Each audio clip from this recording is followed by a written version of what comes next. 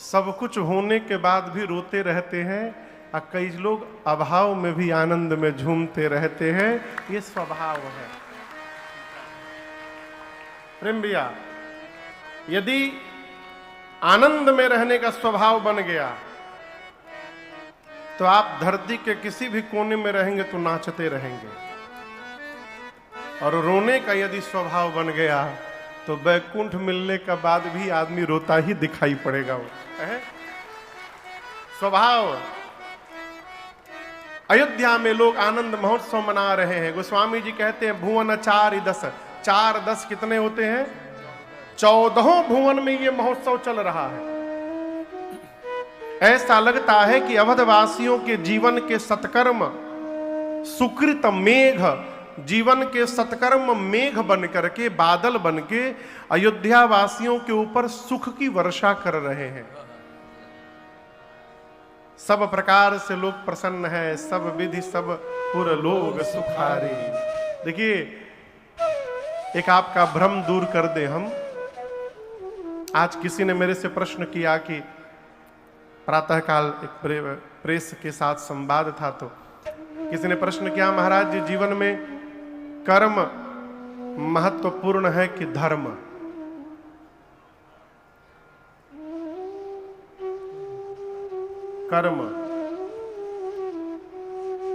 कर्म ही डिफाइन करेगा कि आप धर्म में है कि अधर्म में है। बिना कर्म किए आप धर्म को परिभाषित ही नहीं कर सकते। भाई काम करेंगे तब न पता चलेगा कि आप धर्म कर रहे हैं कि अधर्म कर रहे हैं। जब कुछ करबे नहीं करेंगे तो कैसे पता चलेगा धर्म है कि अधर्म है? समझ रहे हैं? इसलिए कर्म प्रधान विश्व करी राखा, जो जस करई सो तस फल चाखा। जीवन में कर्म आवश्यक है, लेकिन कैसा कर्म? धर्म सम्मत कर्म आवश्यक है। ये इसका विवेक रखना चाहिए। केवल भगवान की अगरबत्ती दिखाने से हम सुखी नहीं हो पाएंगे जब तक हमारे द्वारा सत्कर्म नहीं होगा। बहुत गंभीरता से कह रहा हूं आप लोगों से, कर्म करिए। कैसा कर्म? सत्कर्म करिए, परमार्थ करिए। क्यों? बिना सत्कर्म किए जीवन में सुख मिलने वाला नहीं है। आपको उदाहरण दे रहा हूं। आपको बहुत भूख लगी हो, बहुत भूख लगी हो, 4 रोटी की आपकी भूख है, आपके थाली में 4 रोटी सब्जी सब आ गया, आप खाने बैठे, तब तक कोई आपसे अधिक भूखा आपको दिखाई पड़ गया। आपसे अधिक कोई भूखा आपको दिखाई पड़ गया। आप अपनी 4 रोटी में से 2 रोटी उस भूखे को खिला दिए और 2 अपने खा लिए। आप तो आधा पेट ही खाए ना। लेकिन आपसे कहूं, कभी ऐसा अवसर मिले तो ऐसा करके देखिएगा, 4 रोटी खाकर जो आपको संतुष्टि नहीं मिलेगी, वो 2 रोटी खिला करके संतुष्टि प्राप्त हो जाएगी। आत्म सुख बढ़ेगा। बिना सत्कर्म किए, बिना परमार्थ किए जीवन में सुख मिलने वाला नहीं है। आपको और तनिक भीतर ले चलूं। हम जब धरती पर सत्कर्म करते हैं तो ऊपर देवलोक में हमारे पितरों का स्वागत किया जाता है। बोकारो का कोई बच्चा यदि विश्व में ख्याति प्राप्त कर ले किसी भी विधा में, तो उस बच्चे के पिता को पूरे बोकारो में बुला बुलाकर सम्मान किया जाएगा। अमुक के पिताजी आज विशिष्ट मेहमान हैं, होता है ना। उस समय पिता के हृदय को जो सुख मिलता होगा आप कल्पना नहीं कर सकते। मनुष्य किसी से भी हारना स्वीकार नहीं करता है, लेकिन हर पिता अपने पुत्र से हारना चाहता है। वो चाहता है कि हमारी संतान हमसे भी आगे चली जाए। तो उस समय पिता को जो आनंद प्राप्त होता है उसको बताया नहीं जा सकता। उसी प्रकार जब हम यहां सत्कर्म करते हैं, परमार्थ करते हैं, तो हमारे पितरों का ऊपर स्वागत किया जाता है। और उस समय पितृ हमारे जब प्रसन्न होते हैं तो उनकी कृपा की दृष्टि होती है हमारे परिवार पर, और तब जाकर परिवार में सुख शांति की वर्षा होती है। ये पूरा प्रोसेस है। इसलिए बिना सत्कर्म किए सुख मिलने वाला नहीं है, सत्कर्म करिए। अभी अभी टाइम नहीं महाराज, बाद में करेंगे, बाद में। अगला साल हमारे पूज्य महाराज श्री के एक परिचित है, मैं बताऊं, मैं नाम नहीं लूंगा ना स्थान बताऊंगा। उनका ट्रांसपोर्ट का काम है, मां ट्रकें हों उनकी। तो वो उनकी जब 5 ट्रकें थी तो बोले महाराज जिस दिन 11 ट्रक होगा आपकी राम कथा कराऊंगा। ये बात है 25 साल पुरानी। बोले जिस दिन 5 से 11 ट्रकें हो जाएंगी उस दिन आपकी कथा कराऊंगा। आज उनके पास 450 ट्रक है लेकिन आज तक कथा नहीं हो पाई। 450 ट्रक है, आज कथा नहीं हो पाई। इसलिए सत्कर्म के लिए कल पर न टालिए, तुरंत करिए। भगवान जितना दिए उतने में करिए। कहो कल क्या होगा कौन जानता है? हम लोग एक पद गाते हैं, अरे किस धुन में बैठा बावरे और तू किस मद में मस्ताना है। वो सोने वाले सा आप कृपा करिए। आप अछत मने अपने रहते हुए, अछत यानी रहते हुए, आप अछत युवराज पद राम ही देऊ नरेश। महाराज अपने रहते हुए राम को युवराज पद पर आसीन कर दे। हे भगवान शंकर आप ऐसे कृपा करिए। कौन कह रहा है? पूरी अयोध्या की प्रजा। और आपसे कहूं, प्रजा का ये भाव महाराज के हृदय तक पहुंचा। एक दिन कैसे पहुंचा? एक दिन महाराज सभा में बैठे थे, उनको लगा कि सिर पे जो मुकुट है वो टेढ़ा हो गया है। तो उस मुकुट को सीधा करने के लिए महाराज दर्पण लिए और जैसे मुकुट सीधा किए तब तक दृष्टि गई कहां? श्रवण समीप भय शीत के। कहां दृष्टि गई? कान के पास के केश श्वेत हो गए। और जैसे श्वेत केश दिखाई पड़े महाराज सोचने लगे, अरे मेरे केश श्वेत हो गए। मानो ये उपदेश कर रहे हैं कि महाराज हम लोग अपना रंग बदल रहे हैं, आप अपना रंग कब बदलेंगे? नृप युवराज राम पद देहु। महाराज राम को युवराज पद पर बिठा दीजिए। जैसे मन में भाव आया दौड़ कर गए गुरु जी के पास, निवेदन किए, गुरुदेव आप ऐसा मुहूर्त बता दीजिए जिस मुहूर्त पर मैं राम का अभिषेक कर दूं।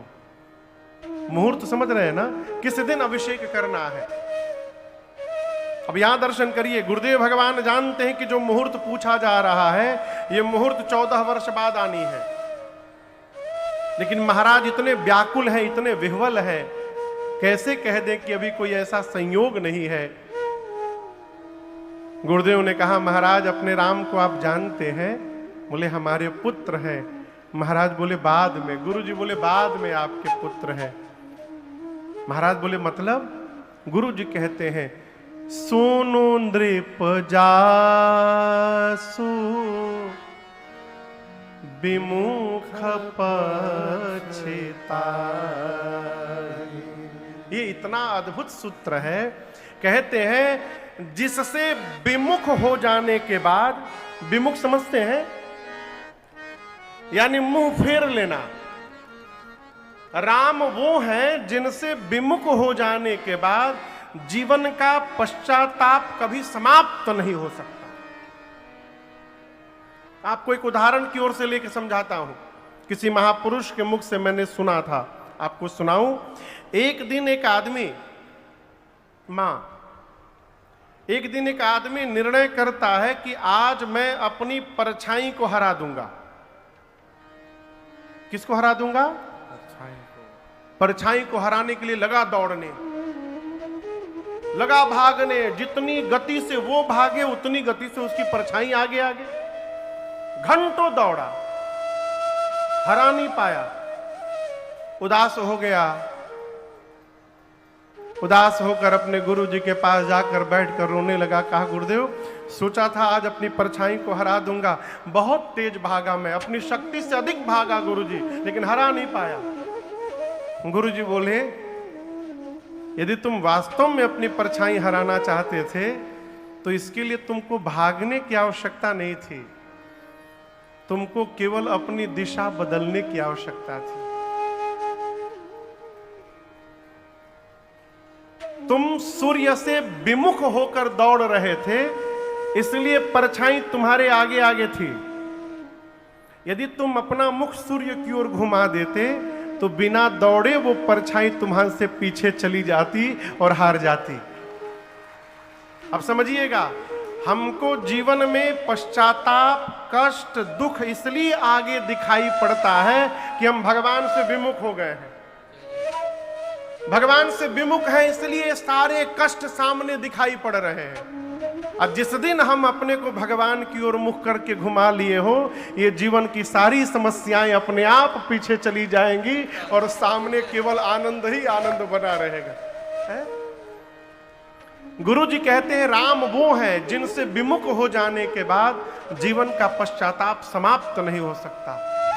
महाराज, राम वो हैं जिनके भजन के बिना हृदय की ताप जलन कभी समाप्त नहीं हो सकती। एक बात कहे महाराज, जगत का वही स्वामी आपका पुत्र बना है आज। भयऊ तुम्हारा तनय सोई स्वामी, वही स्वामी आज आपके पुत्र हैं। राम पुनीत प्रेम अनुगा, ये अमृत अर्धाली है। राम पुनीत प्रेम अनुगामी। पुनीत मने बहुत कठिन हिंदी है का ही। पुनीत मने, बोलिए, पुनीत मने पवित्र। पुनीत मने पवित्र। राम पुनीत प्रेम, यानी राम जी पवित्र प्रेम के क्या है? अनुगामी। अनुगामी समझ रहे हैं? अनुगामी कहते पीछे पीछे चलना, अनुगमन करना। राम जी पवित्र प्रेम के पीछे पीछे चलते हैं। ज्ञान होगा, आप राम जी के पीछे चलिएगा, प्रेम होगा, राम जी आपके पीछे पीछे चलने लगेंगे। इतना अंतर है केवल। मैं उदाहरण देता हूं आपको। श्री रामचरितमानस में एक पात्र है मारीच। कितने लोग नाम सुने हैं मारीच का? हम सुने हैं।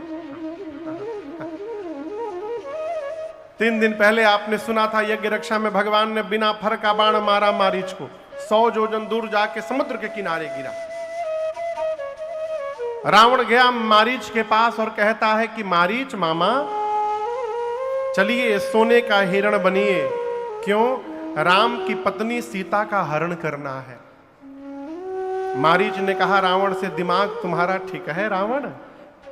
जिस राम ने ताड़का को मार दिया, जिस राम ने सुबाहु को मार दिया, जिस राम ने खरदूषण को मार दिया, उन राम को तुम मनुष्य समझ रहे हो? मेरा सामना हुआ है राम से। राम ब्रह्म है भगवान। मैं कहता हूं शरण में चले जाओगे तो रावण तुम्हारा उद्धार कर देंगे। राम मारीच बोला, हम प्रवचन सुनने नहीं आए हैं, तुम चलते हो कि नहीं चलते हो ये बताओ हमको, सोने का हिरण बन के। मारीच बोले, जाऊंगा तो मार देंगे, राम मार देंगे, अब की बार मार देंगे। पिछली बार छोड़ दिए थे, अब की बार यदि सोने का हिरण बनकर मैं गया सामने तो मुझे मार देंगे। रावण बोला, देखो तुम साफ साफ बोलो हां कि ना। एक बार ना बोलो, मैं अभी मार दूंगा। जाओगे तो राम मारेंगे ना, तुम ना बोलो, मैं अभी मार दूंगा। मारीच बोला, अब तो मरना तय है आज। अब तो निश्चित है आज मरना। जाऊंगा तो कौन मारेगा? कहिए कहिए। जाऊंगा तो राम जी मारेंगे, नहीं जाऊंगा तो ये पापी मारेगा। बहुत सोचने के बाद मारीच ने निर्णय किया, यदि मरना ही है तो इस पापी के हाथ से क्यों मरा जाए, चलकर भगवान के हाथ से मरा जाए, कम से कम उद्धार तो होगा मेरा। सो मारीच सोने का मृग बन करके चले। अब दर्शन करिए मारीच कैसे जा रहे हैं। आप बताइए, यदि पता चल जाए कि हम जा रहे हैं और मर जाएंगे, उस जीव की दशा कैसी होगी मन की? वो नाचेगा? वो नाचेगा? नहीं। लेकिन मारीच नाच रहे हैं आज। कैसे नाच रहे हैं? जैसे फांसी के फंदे पर जाते समय भगत सिंह नाच रहे थे, वैसे नाच रहे हैं। अपने देश में भगत सिंह वो सपूत हुए भारत के, जानते थे कि मरना है, अब कोई शिकवा नहीं है। मारीच जा रहे हैं मन में सोचते हुए, निज परम प्रीतम देखिलो चन सुफा धरे सरासन।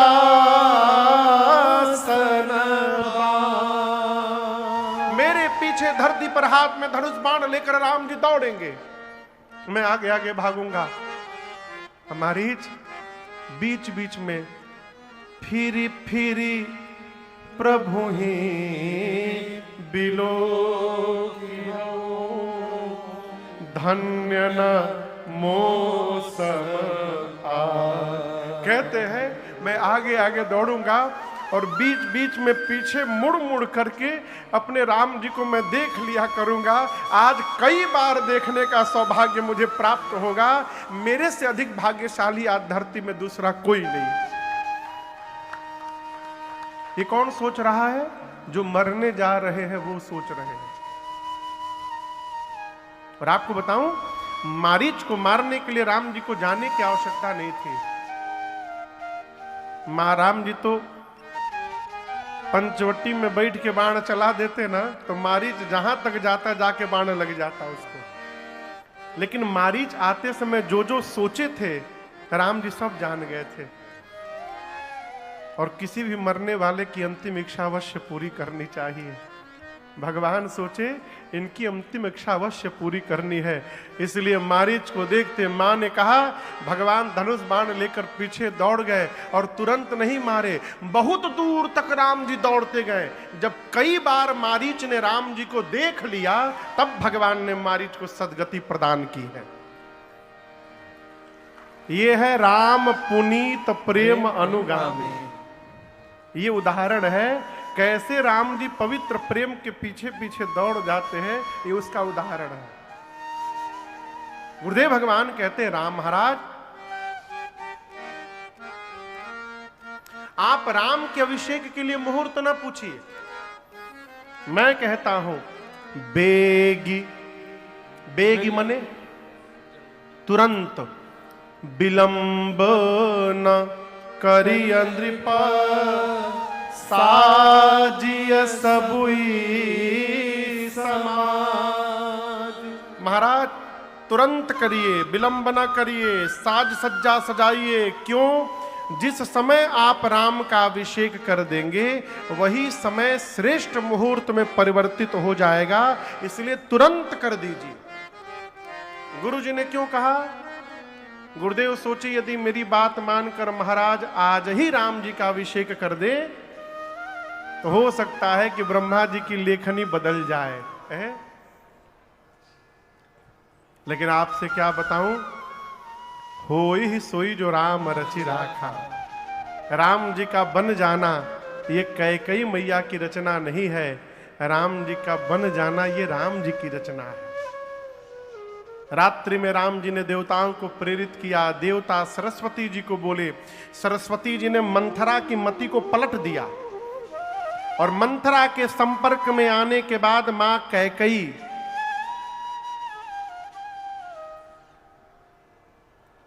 कैकेयी मैया को कितना ना हम लोग कहते हैं ना, हो क्या थी, ये थी, वो थी, कैसे कैसी भाषा का प्रयोग करते हैं। लेकिन आपको बताऊं, राम जी को जितना प्रेम कैकेयी मैया करती हैं तीनों माताओं में, उतना कोई नहीं करता है। एक बात जीवन भर याद रखिएगा, आपके लिए कलंक वही ले सकता है जो आपको प्रेम करता हो।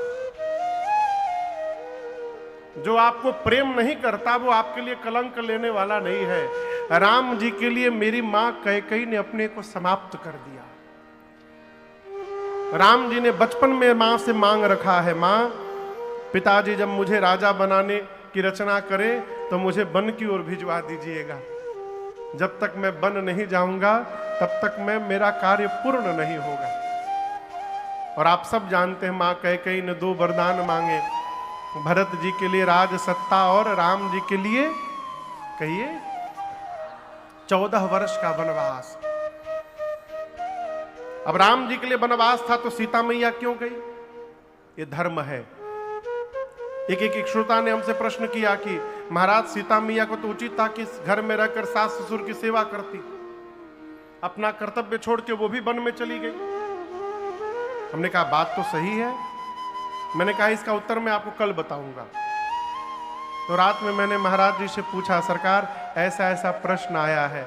महाराज जी बोले, बेटा यदि पति बाहर धनोपार्जन के लिए गया हो, धन कमाने के लिए, उस समय पत्नी को घर में रह करके घर की सेवा करनी चाहिए। लेकिन यदि बाहर पति तपस्या कर रहा है तो पत्नी को घर में रहकर सुख नहीं भोगना चाहिए, उसको भी पति के साथ जाकर तप में सहयोग करना चाहिए। इसलिए मां चली गई। लक्ष्मण जी क्यों चले गए? लक्ष्मण जी एक ही सिद्धांत कहते हैं, मोरे सबु एक तुम स्वामी। लक्ष्मण जी राम जी से बोले, प्रभु आप ही मेरे माई हैं, आप ही बाप हैं, आप ही भाई हैं, आप ही सखा हैं, आप ही सदगुरु हैं, आप ही स्वामी हैं। मोरे सबुई एक तुम स्वामी। मैं आपको छोड़कर किसी को नहीं जानता। और आप सब जानते हैं, सजीवन साज समाज सब बनिता बंधु समेत, बंद विप्र गुर चरण प्रभु चले करी सबही अच्छे। भगवान सबको लेकर प्रातः काल वन की ओर चल पड़े। महाराज ने सुमंत जी को रथ लेकर भेजा है। भगवान रथ पर बैठे मैया भैया के साथ अयोध्या की प्रजा भगवान के रथ के पीछे पीछे पागलों की भांति दौड़ने लगी। पहले दिन तमसा नाम की नदी है, उसके तट पर विश्राम हुआ है।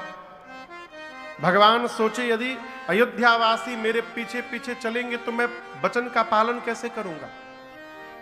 तो जब रात्रि में पूरी प्रजा सो गई तो भगवान ने अपनी माया शक्ति को प्रेरित करके सबको गहरी निद्रा में सुला दिया और सुमंत जी से कहा, तात रथ के पहिए के चिन्ह को मिटाकर इसी समय चलिए, खोज मारी रथ हा कहू ताता। सबको सोता हुआ छोड़ भगवान आगे चले और चलते चलते भगवान श्रृंगवेरपुर पहुंचे, गंगा जी के तट पर। आइए एक बार भाव श्रद्धा के साथ बोलिए गंगा मैया की जय। गंगा जी को भगवान ने उतर कर दंडवत किया है। सीता जी, लक्ष्मण जी, सुमंत जी ने दंडवत किया है। श्रृंगवेरपुर के राजा है निषाद राज गुह। क्या नाम है? निषाद राज गुह। राम जी के पास उपहार लेकर आए, दंडवत किए। भगवान ने हृदय से लगाकर मित्र बनाया उनको अपना। निषाद जी ने कहा, प्रभु आपको 14 वर्ष अवध से यदि बाहर रहना है तो आप तो बाहर आ गए हैं, आप यहीं श्रृंगवेरपुर में रहिए प्रभु। राम जी बोले, मित्र मैं विशेष उदासीन व्रत का संकल्प लेकर आया हूं, इसके अनुसार मैं 14 वर्ष किसी भी गांव नगर में नहीं जा सकता हूं, मुझे बाहर रहना पड़ेगा। ऐसा सुनकर एक शीशम के वृक्ष के नीचे कुशा की चटाई बिछाई निषाद जी ने और रात्रि में कंद मूल पाकर राम जी सीता मैया के साथ वहीं सो गए। लक्ष्मण जी थोड़ी दूर वीरासन लगा करके बैठ गए। सुमंत जी अपने सैनिकों को, सिपाहियों को, सेवकों को बुलाकर कहे, देखो कल रात में राम जी अयोध्या वासियों को सोता हुआ छोड़ के चले आए हैं। कहीं हम लोग रात में सो गए और राम जी यहां से भी रात में चले जाएंगे तो क्या हो जाएगा। इसलिए आप सभी लोग, राम जी सोए हैं वहां चारों तरफ खड़े हो जाइए, राम जी को रात में जाने नहीं देना है। सबको सेवा में लगाया और उसके बाद जहां राम जी सोए थे वहां निषाद राजगुह आए और भगवान की कुशा को चटाई पर सोते देख रोने लगे। कहते हैं, कैकेयी नंदिनी मंदमती कठिन कुटिलपन कीन, जेहि रघुनंदन जानके सुख अवसर दुख दीन। कहते कैकेयी जी ने बहुत गलत व्यवहार किया, कुटिलता पूर्वक व्यवहार किया। अपने आप बोल रहे हैं, बड़बड़ा रहे हैं।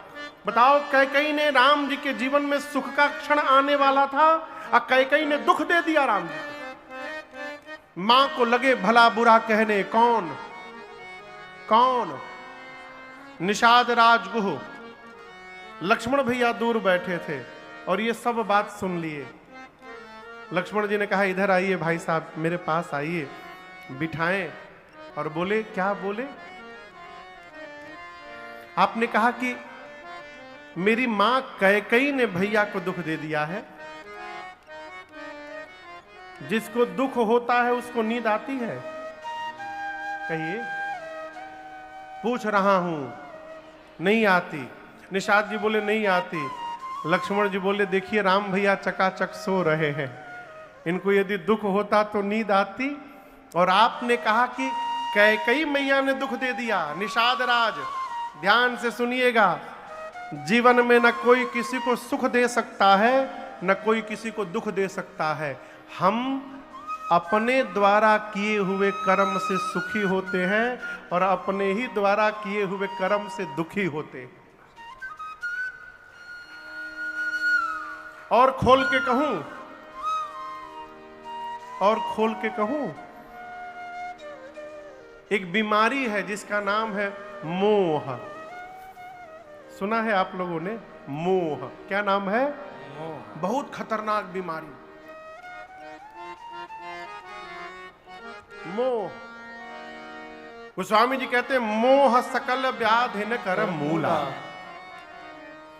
इसी मोह के कारण हम हंसते हैं, इसी मोह के कारण हम रोते हैं।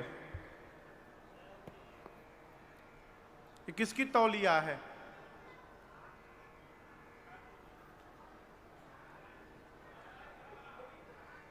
किसकी तौलिया है? मेरी है ना। ये तौलिया फट जाए तो आपको कष्ट होगा? कोई कष्ट नहीं होगा, लेकिन हमको रात में नींद नहीं आएगी। हाँ, सत्य बता रहे हैं। क्यों नींद नहीं आएगी? ये मेरी तौलिया है, इस तौलिया से मुझे मोह है, इसलिए मुझे नींद नहीं आएगी, मैं रात भर दुखी रहूंगा। अब इस तौलिया ने हमको दुखी नहीं किया, इस तौलिया के प्रति जो मेरा मोह है उस मोह ने मुझे दुखी कर दिया। आप समझ रहे हैं? लक्ष्मण जी बोले, निषाद जी, इस मोह की रात्रि में सब सोए हैं। मोह निशा सब सोवनिहारा। मोह की निशा में, निशा यानी रात्रि में सब सोए हैं।